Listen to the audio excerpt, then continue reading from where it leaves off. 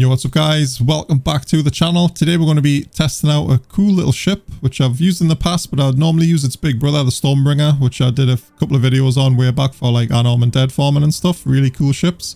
A little bit of a backstory first. So I've been watching me buddy the Mad Rambo on Twitch, a little shameless plug there for you brother, and he's been using the Orthrus with auto targeting missiles, which is absolutely great. The auto targeting missile farming's just top notch. It's super lazy and you can spam through the sites like proper quick, and the Orthrus can also do the deads in a pretty reasonable time. So up here in Caldari space, the Skybreaker here can absolutely smash the Anoms and can also run the 410 like pretty quickly as well.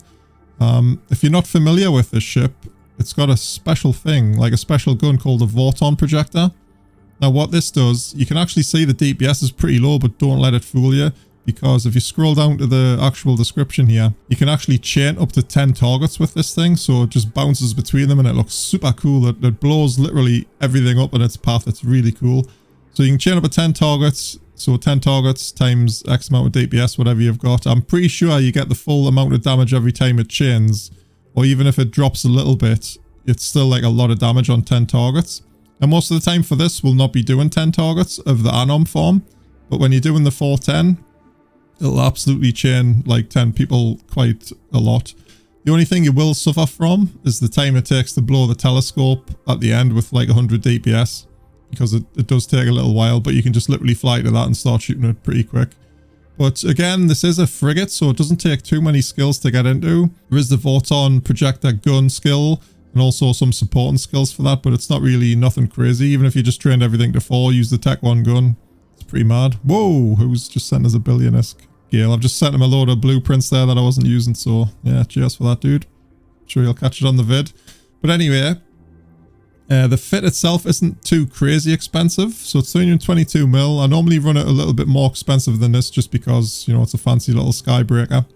So we've just got a Tech 2 gun, small shield booster 2, just a scrub mic warp drive, little Republic Fleet cat battery just to keep us stable while we're boosting. Got a Pythia type Kinetic shield amp. Don't be fooled by that though, because that's only like 4 mil in jitter, which is a really good price for that. Coupled with that, we've got a thermal shield reinforcer. Now what these do, obviously give resistance for them damage types, and that's exactly the damage type that Garista do, which is more on the kinetic side, which is why we went for the pimpy one. And just a little bit extra on the thermal. It's pretty negligible on the thermal. Most of the time you can get away without even tanking for it for Garista. And then we've got the 3 Vorton tuner systems. Now these are pretty expensive, like 43 mil each, 40-ish mil. And we've got the target and subsystem controllers. What that does is give us some really fast lock range. So I try to match it up with the cycle of the gun when I'm farming stuff. That makes it so you're not like waiting around, you're sort of maximizing your time. But we can check that out as we go, because it's I like to go hard when I'm Anom farming, if that makes sense. Then we've just got the long range ammo and the Electro Punch, which is the short range high DPS. But I think even the short range is like, what, 16 kilometers? And if we put some snipe in, it's like 56k, which is absolutely ridiculous. Not too great on the damage though, but it is nice. A couple of things I will say just before you use this ship, if you're thinking about it, is that make sure your safety's on green, and also make sure you're not going to get baited, because even if you've got a green safety set on this ship, if someone's a suspect, like if someone uncloaks next to you who is a suspect, this gun will actually shoot them even if your safety's on green. So you really need to watch out. People love baiting these ships, like especially the Stormbringers. I've almost been baited a few times on it myself. So yeah, just use it at your own risk. That's pretty much one of the biggest downsides to this. You just need to be super careful. But anyway, let's take it out. We'll do a couple of Anoms. Hopefully we'll get a 410 and we'll show you how that works as well. Alright, we just jumped into Hurtamon, which is one of the systems on my little circle. So we've got a hideaway here real quick. That's the ones we need to do. Hideaways and refuges. We don't need to do any of these burrows or anything, because they don't escalate. So since we're all Mighty Warp Drive fit, we don't really need to change to the snipe ammo, because some of these hideaways, if you get the telescope on, it does spawn like quite far away. So what you can do though with the telescope is use it as a lightning rod. And what I mean by that is you can actually shoot the telescope. There it is. Let's just burn over there super quick. And the rats will just get chained every time they spawn.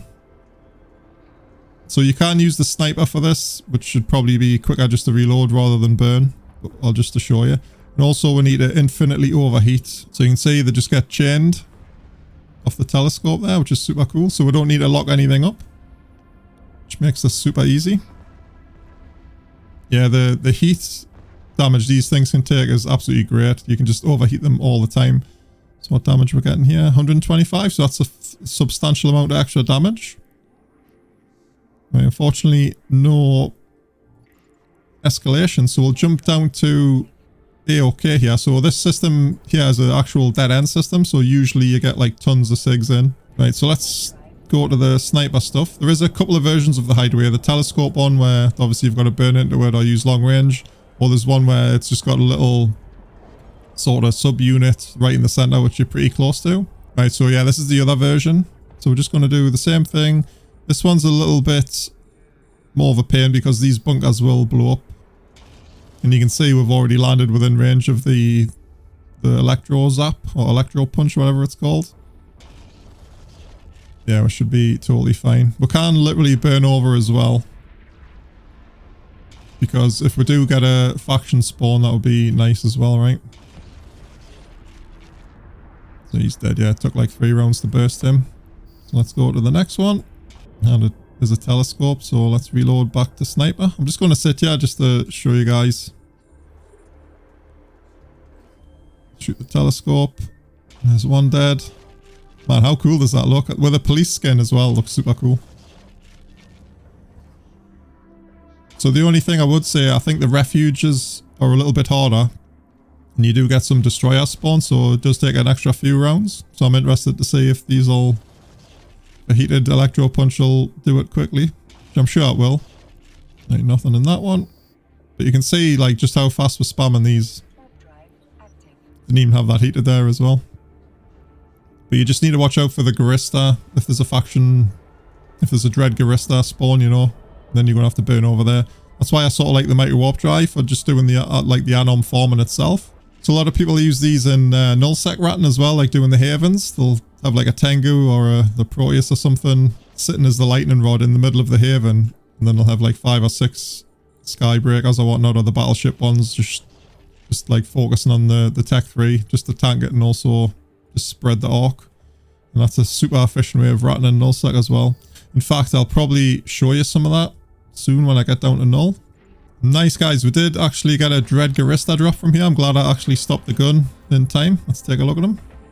So he has got a good chance of dropping, I think it's tags and ammo, but you've also got a chance of getting like Dread Garista warp scramblers and everything. So we're just going to shoot him. And then we definitely want to loot the wreck, because it could have something really good inside.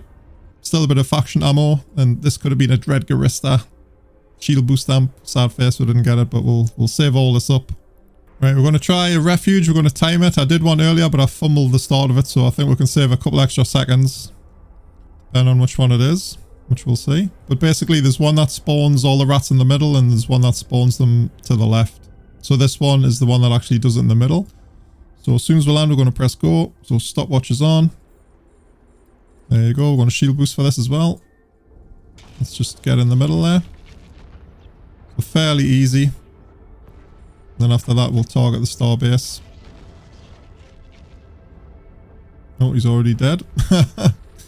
Cargo rig, rather. So you can see everything dying pretty good. There is some destroyers on this one in the refuges, which is why it takes a little bit longer. But still, shouldn't take too long. We can't focus these guys. Actually, if we're going really hard, that's what I would pretty much do. But you can see this just absolutely annihilates all the things. I'm just waiting for the guy to uncloak and who's the suspect and kill us, you know. There we go, that's done. So stop. So 48 seconds that was. Let's remember to stop shooting this. That's insane, that, like. It's absolutely crazy. I thought the Stormy was fast, but you know, I think this, because it's small and it's got a faster cycle rate, it might be faster doing it in this. Just the actual Anom farming.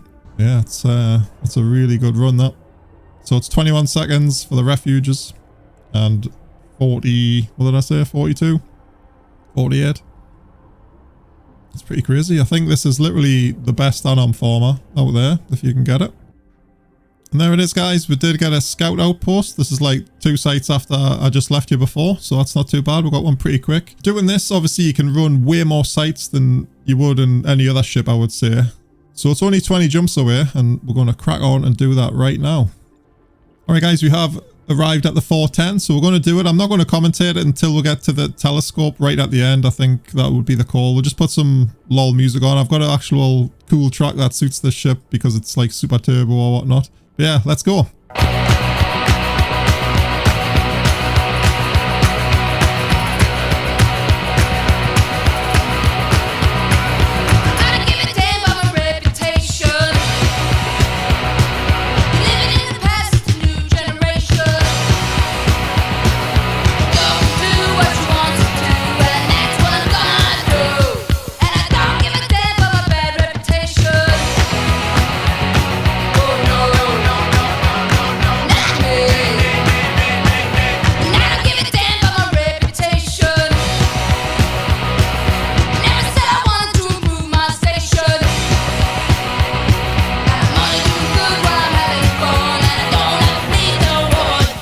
Okay, that's the first room done. So it did struggle a little bit at the single target DPS on the cruisers that were left, but for the first few minutes it just absolutely shredded everything in the center, including the scout officer. That's the guy you want to go for first and loose because he can drop some shinies as well, and you do get the guaranteed overseers. It's not worth that much, but every little helps.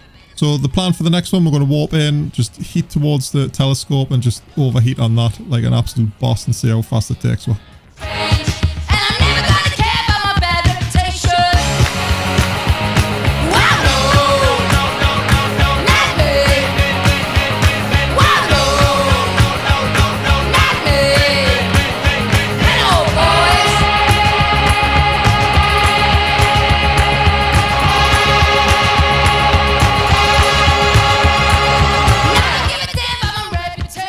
There we go guys, that's done. I'll probably put the times on screen somewhere since I'm going to be having it sped up, but let's see what loot we've got. And we've got a pretty crap loot. Rest in peace. I like how you could pretty much all the way overheat that just until the end. That was pretty good. So not all bad and not all good. I think the Stormbringer can obviously smash this in a 410, like a sub 4 minute runtime. Don't even have to rep at anything with that thing. The first room we did struggle a little bit with single target damage just on the cruisers. But other than that guys, I think this has been a little bit of a success. One thing I will say, like Serbs and Orthruses could do the first room obviously a lot quicker and things. But with this ship, like you just saw there, you don't really have to mess around too much, like locking everything up and doing all that sort of stuff. So it is a bit of an easier ship to fly in that respect. And let's be honest about it, with a police skin, looks just cool as anything as well. So that's pretty nice. There's one thing I need to show you just while we'll get back to Jitter as well. Right, we're back in Jitter and I just wanted to show you what I did earlier. So I have now got the ability to abyssal roll these Vorton tuning systems, and they're super expensive. So you got to remember that, like for the T2 it's like 43 mil, and yeah, the mutaplasmids for these I used gravids and they were about 83 mil each, so it wasn't really cheap. And I did, out of the 3 I did use 5, so I lost about 160 mil doing this. Well, probably more because I lost the mod as well. But we ended up with some crazy good tuning systems. That one's probably the worst one.